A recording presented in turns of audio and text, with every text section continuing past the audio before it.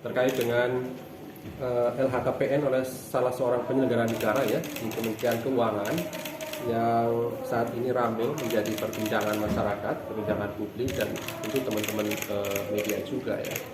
Jadi perlu kami sampaikan tentu KPK segera akan melakukan pemanggilan klarifikasi ya pada yang bersangkutan untuk nanti hadir di KPK, kemudian akan dilakukan klarifikasi terkait dengan faktual tentunya ya, harta yang dimilikinya sebagaimana di dalam LHKPN tersebut. Dan tentu kami juga ingin jelaskan ya, karena di pemberitaan tadi ramai ada LHA PPATK tahun berapa? 2012 ya, 2012. Nah, tentu kami ingin sampaikan juga bahwa betul begitu ya. Sejak tahun 2012 sampai 2019 dan kemudian di tahun 2020 kami telah melakukan analisis ya terhadap LHA PPATK tersebut dan kemudian hasilnya juga telah dikomunikasikan, dikoordinasikan dengan pihak Inspektorat Kementerian Keuangan, ya, Inspektorat Bidang Investigasi atau IP ya di Kementerian Keuangan itu untuk tindak lanjut dari hasil analisis LHKPN oleh KPK gitu ya. Jadi ini kan ranahnya masih dalam proses pemeriksaan administratif di LHKPN KPK ya. Karena kita tahu bahwa fungsi LHKPN ini kan lebih banyak ke fungsi pencegahan. Sekalipun kita pahami bersama bahwa tentu hasil dari LHKPN ini tidak hanya kemudian menerima laporan ya secara rutin penyelenggara negara terkait dengan LHKPN-nya, tetapi juga menindaklanjuti sebagai dukungan upaya pencegahan dan juga penanganan perkara tindak pidana korupsi oleh KPK itu sendiri.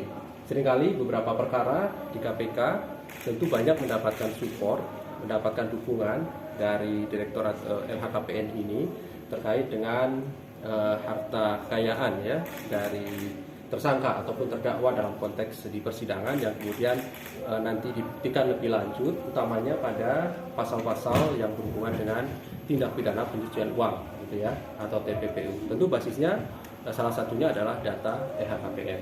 Nah, menjawab pertanyaan berikutnya, apakah kemudian selama ini KPK hanya menerima gitu ya laporan LHKPN oleh wajib lapor LHKPN? Tentu tidak gitu ya. Kami juga melakukan pemeriksaan. Di data 2021 ada 185 yang kami lakukan pemeriksaan terhadap wajib lapor LHKPN. Kemudian di tahun 2022 kemudian meningkat jumlahnya 195 LHKPN yang kemudian ditindaklanjuti dengan pemeriksaan.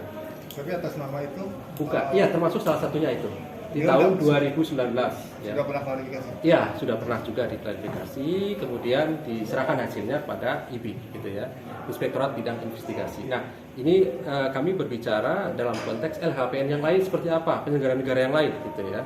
Nah, KPK juga lakukan di tahun 2022 tadi 195 LHKPN telah dilakukan pemeriksaan, kemudian di tahun 2021 185 LHKPN yang dilakukan pemeriksaan lebih lanjut klarifikasi pada wajib lapor LHKPN karena tentu beberapa hal secara teknis ya, misalnya ternyata tidak match dengan profilnya seperti itu ya, sehingga ditindaklanjuti dengan melakukan klarifikasi dan pemeriksaan harta bendanya. Nah, itu ya.